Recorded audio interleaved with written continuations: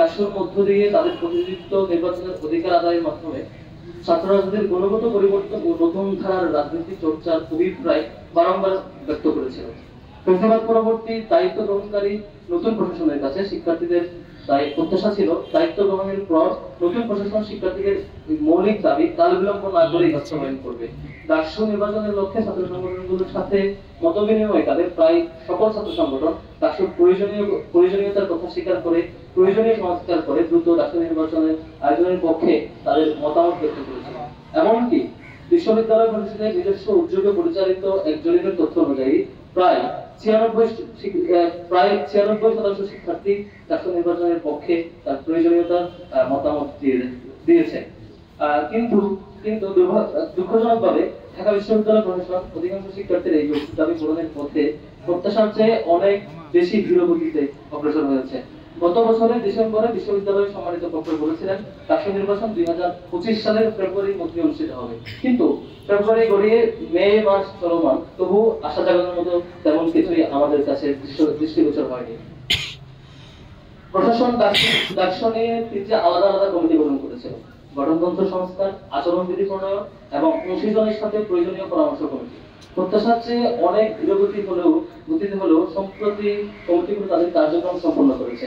বিশ্ববিদ্যালয় সিন্ডিকেটও তা অনুমোদন করেছে। গত 15 এপ্রিল বিশ্ববিদ্যালয় প্রশাসনের দেওয়া টাইমলাইন অনুযায়ী মে মাসের প্রথমার্ধে নির্বাচন কমিশন গঠনের কথা থাকলেও কোনো এক রহস্যজনক কারণে তা এখনো গঠিত হয়নি এবং বিশ্ববিদ্যালয় প্রশাসন এই কমিশন গঠন না হওয়ার কোনো যৌক্তিক ব্যাখ্যাও আমাদের কাছে উপস্থাপন করেনি।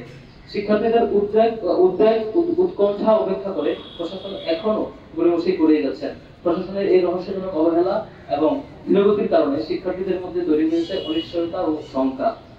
সুতরাং অনতিবিলম্বে ডাকসু ঘোষণা করা না হলে শিক্ষার্থীদের প্রাণের দাবি ডাকসু আদায়ের লক্ষ্যে শিক্ষার্থীদের সাথে নিয়ে সম্মিলিতভাবে কঠোর কর্মসূচি ঘোষণা করবে বাংলাদেশ ইসলামী ছাত্র শিবির ঢাকা বিশ্ববিদ্যালয়ের শাখা।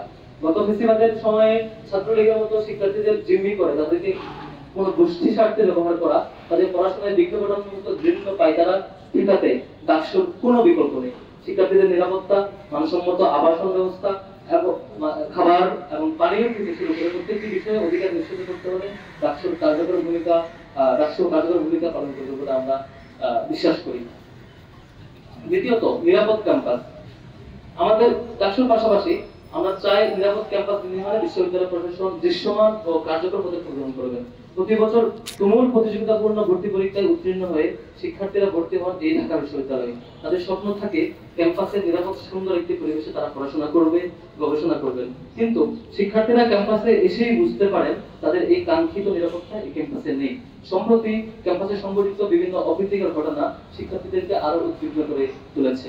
ফলে শিক্ষার্থীরা কার্যত ভয় ও শঙ্কার মধ্যে ক্যাম্পাসে দিনাতিপাত করছে, যেটি আমাদের মানসিক স্থিতিশীলতার জন্য ক্ষতিকর। শিক্ষার্থীদের আবাসিক হল, ক্যাম্পাস, টিএসসি ও আশেপাশের এলাকা আজ শিক্ষার্থীরা পুরোপুরি নিরাপত্তার সাথে সময় পার করতে পারছে না। বিভিন্ন সময় আমরা দেখতে পাই আবাসিক হলের সামনে নারী শিক্ষার্থীরা, আমাদের বোনেরা ভোগে ঘুরে অপ্রকৃতস্থ মানুষের তারা হ্যারাসমেন্টের শিকার হচ্ছেন। ছুটির দিনগুলোতে ঢাকা বিশ্ববিদ্যালয় এলাকা পরিণত হয় একটি পার্কে।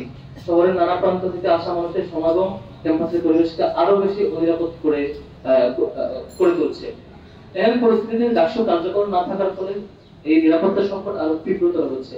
শিক্ষার্থীদের নির্বাচিত প্রতিনিধিরা শিক্ষার্থীদের এই মানসিক অবস্থা আরো গভীরভাবে উপলব্ধি করতে পারতেন এবং পারবেন বলে বিশ্বাস করি। তাই শিক্ষার্থীদের নিরাপত্তা নিশ্চিত করতে ডাকসু নির্বাচনের আয়োজনের পাশাপাশি প্রশাসনের আরো সুনিশ্চিত কার্যকর পদক্ষেপ গ্রহণ করার জোর দাবি জানাচ্ছি।